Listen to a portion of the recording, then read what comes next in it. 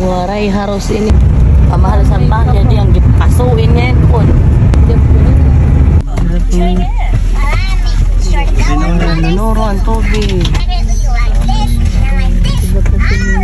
So ayan, stranded kami dito dahil nasinaan na naman kami.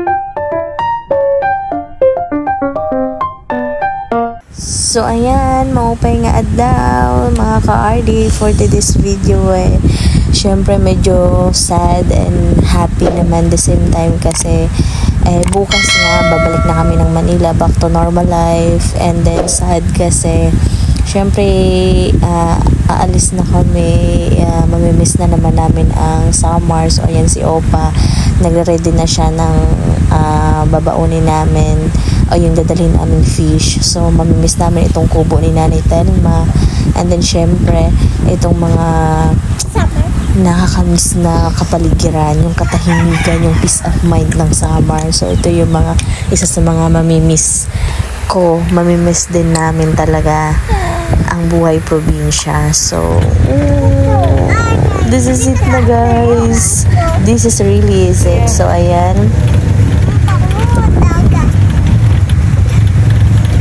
goodbye Sinalaran, thank you sa ulitin.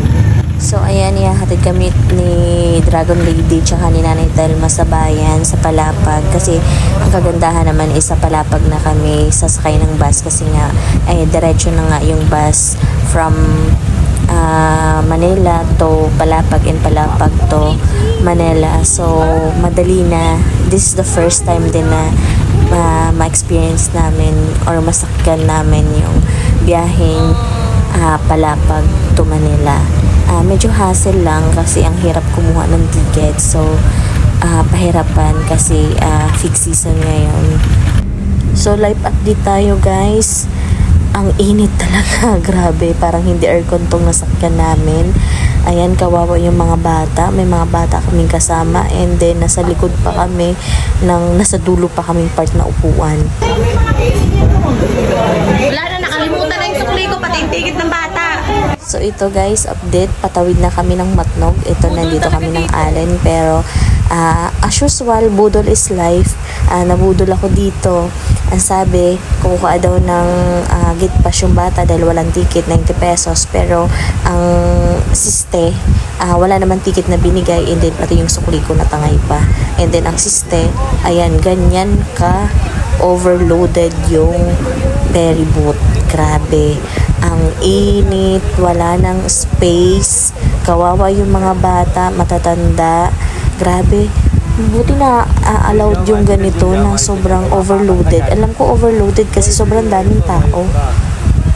Grabe, ang hirap, ang init talaga. Tapos wala talagang space, halos walang hangin na pumapasok.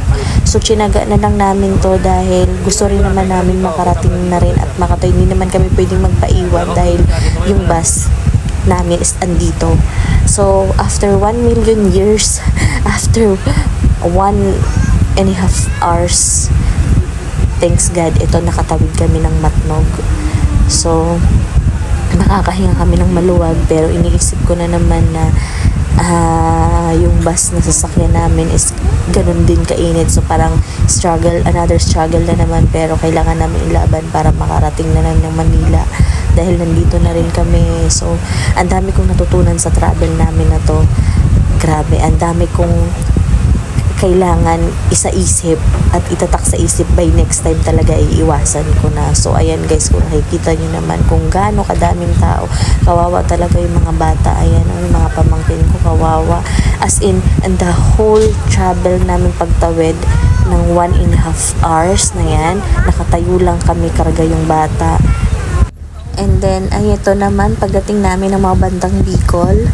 So mga 3 PM ng hapon. So ayan, nasiraan ang bus namin. So no choice, paypay kasi sobrang init.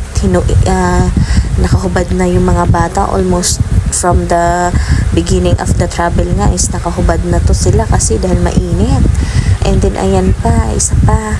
Tumutulo yung mga aircon nila dyan, tumutulo ng tubig, grabe yung upuan, mga basa. So, ito talagang experience na to, grabe kayo Elabel, sana naman i-upgrade nyo na tong bus nyo. So, 93.58 Elabel bus, Diyos ko po, itapon nyo na po yan.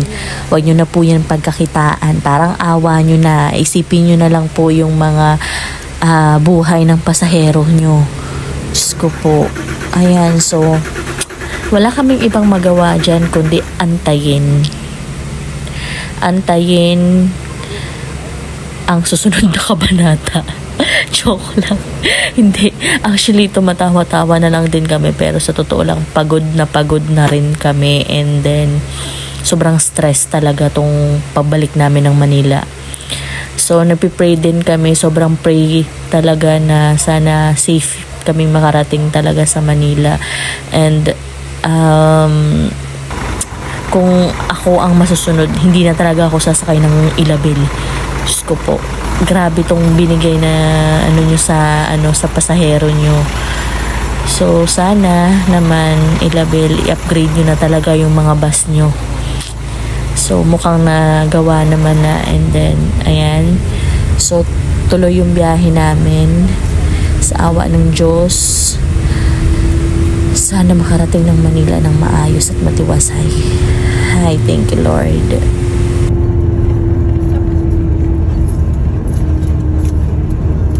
So finally nakarating kami ng Cubao ng safe. Salamat Lord.